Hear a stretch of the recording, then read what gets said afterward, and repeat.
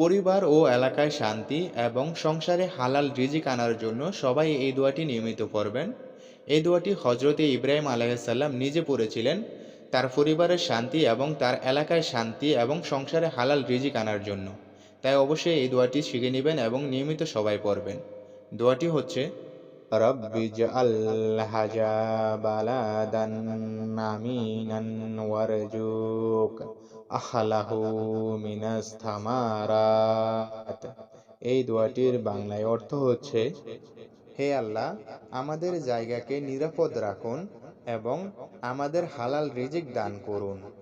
আমিন। দোয়াটি ছোট, কিন্তু এর ফজিলত অনেক বেশি। তাই অবশ্যই নিয়মিত এই দোয়াটি সবাই পড়বেন, ইনশাআল্লাহ উপকার পাবেন।